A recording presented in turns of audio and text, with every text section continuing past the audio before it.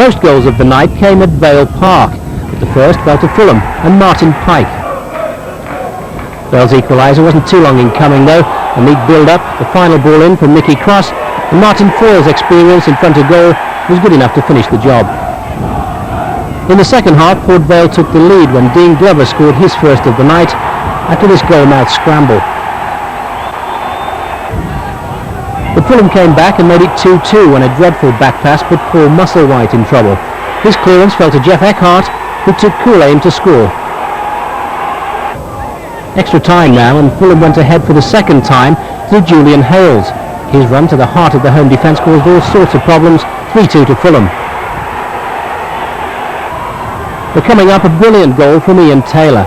Some poor defensive work from Fulham, Robbie van der Laan with the cross, and how about this for finishing?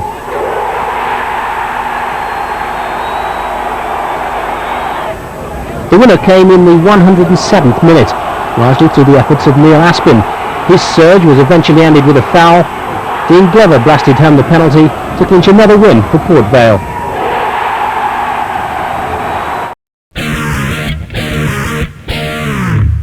Port Vale had scored 12 times in their previous 4 matches and probably looked upon Northampton as more fodder for another goal feast. Swan's 4th minute goal did nothing to dispel that view. But Northampton's Welsh recruit Maurice Scott had other ideas, and with the help of some slippery footwork floated in a dream of a shot for the equaliser. Port Vale though are nothing if not resilient. Defending at corners, clearly not Northampton's strong suit, Mark Smith the scorer.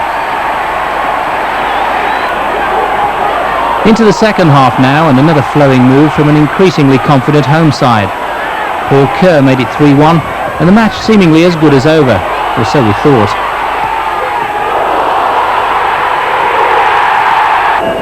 But watch out for more magic from that man Scott. A measured back flick straight to the feet of Phil Shard, no offside given, 3-2 with just 9 minutes left. Port Vale had the last word though. Nicky Cross enjoying a fresh lease of life with the assist, Ray Walker completing the scoring. They're now just 2 games away from a Wembley final.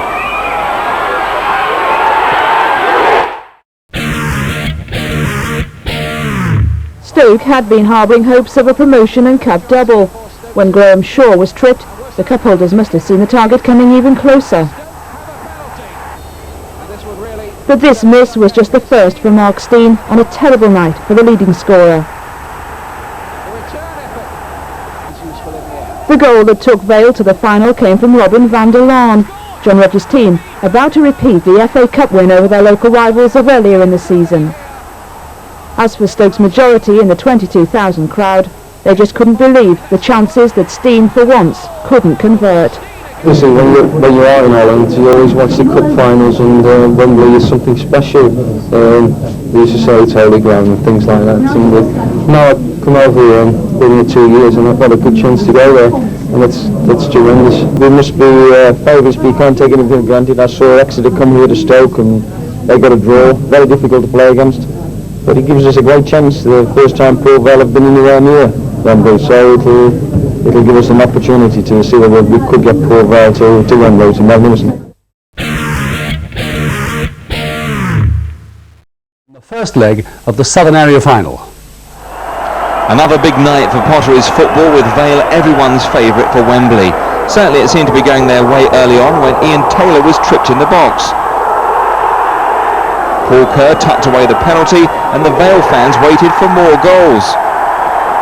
But Exeter were having none of it and equalised with a spectacular effort from Danny Bailey. In fact, the West Country side nearly took the lead in the second half, a real mess in the Vale box, and both John Hodge and Steve Moran missing from close range. Vale battled for an opening and finally got it, Ian Taylor rising to make it 2-1, and the Vale fans and the players mightily relieved. In the closing stages it might have ended up 3-1, chaos in the box from this free kick, and Nicky Cross spooning over from close range. So Vale take just a single goal advantage for the second year running. Vale led Exeter City 2-1 from the first leg at Vale Park, and the tie was levelled when Paul Musselwhite parried Eamon Dolan's effort and couldn't reach Jason Minette's follow-up. But Bernie Slavin's second goal of the week put Vale through to meet Stockport at Wembley just 12 months after neighbours Stoke won the same competition. I thought we were very anxious. The players were very anxious. They were desperate to try and get there. I didn't think we played as controlled as you know we can. That's what you'd call semi-finals are all about. And this was basically a semi-final. And people have said to me that in a semi-final it's a very difficult match. When you get to Wembley, it's a situation when you can relax that little bit more. All we had to do really is just get the result, and we've managed to get that. And perhaps we haven't played as well as we'd have liked. We've had to battle for it, but we've got the result, and that's the most important factor. Aggregate victory and the Autoglass Trophy final meeting with Stockport on May the 22nd. Today, though, it was a very different ball game for the Vale lads. The Vale players were in relaxed mood, staying as they are for the next 2 days at a West Country retreat.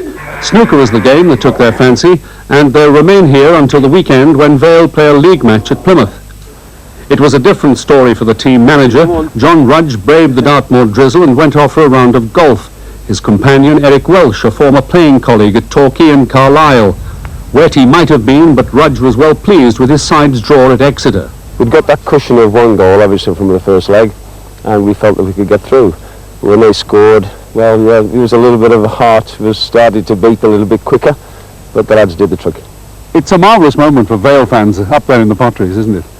Well, they were out in force last night, and I'm sure the ones who couldn't get tickets were listening to the radios.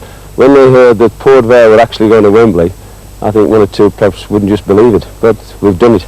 John Rudge, still trying to sink his putt, is optimistic about a possible promotion and cup-winning double, but for now his sights are set on Plymouth on Saturday. It's great for Port Vale to actually go to Wembley, and if we could mount straight back into the First Division, it would be a magnificent achievement. Good days in the Potteries. Well, one soccer award has already come. Alan Towers is our reporter. It was like no other moment in the club's history. The crowds were out on the 15-mile Potteries tour to greet with real delight a side that's won many new friends this season. On Saturday, Vale dominated the first half at Wembley, Paul Kerr giving them an early lead against Stockport, the side they'd knocked out of the promotion playoffs. The team were in great spirits, making sure that everyone along the route got a wave. Vale had done themselves proud at Wembley, as the skipper acknowledged. We've had a few injuries all through the season, and everybody stuck together, and hopefully we can top it off by winning next week. I'll leave you to it, a huge crowd ahead.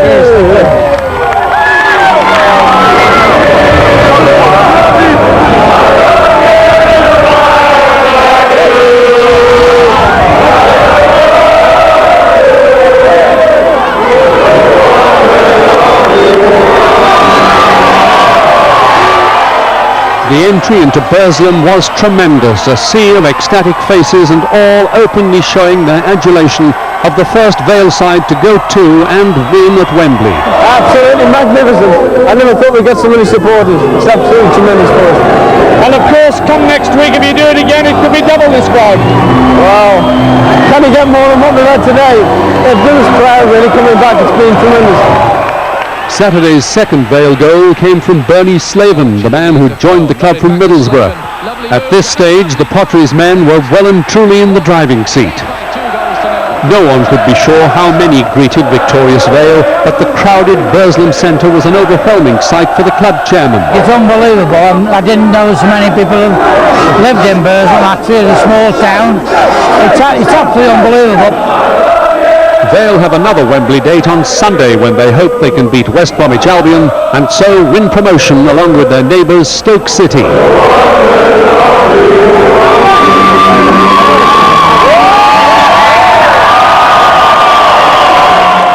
Yes, nice to see some bedlam in More than 100 years for their first trip to Wembley, and now they've won the Autoglass Trophy, and on Sunday they're back again for the second division playoff final against West Bromwich Albion. John Rudge's team on Saturday beat Stockport County 2-1.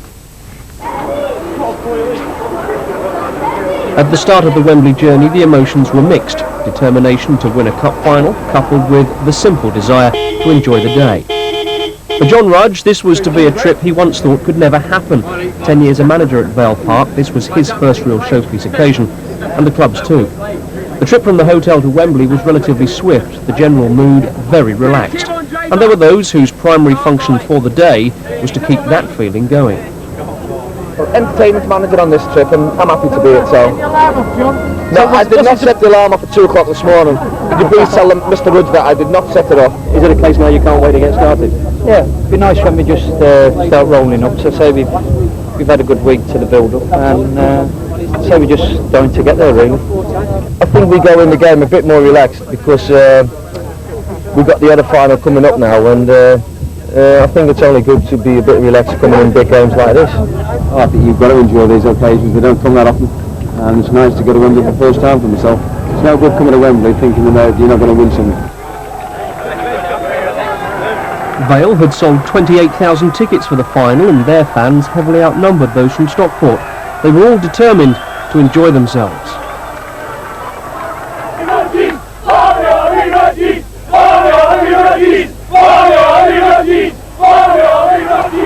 The first half was so one-sided, Vale's 2-goal lead was barely justice for their dominance. Paul Kerr scored the first from Bernie Slaven's pass. Goal number 2 came from Slaven himself, another interchange, this time involving Martin Foyle, bemused Stockport's defence, and the only surprise was that Vale didn't add to this in the second half. Indeed, in that second half, Stockport rallied strongly. Kevin Francis made it 2-1, even though 2 colleagues appeared to be offside at the time. It set up a tense finale, but Vale held out and Dean Glover lifted the club's first ever Wembley trophy to signal a weekend of celebration.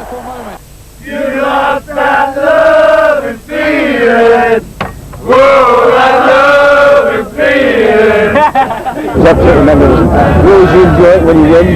I thought the style in which we played for the first hour, I thought it was exceptionally good. A bit edgy towards the end, biting the fingernails, and got a lot of hair left now.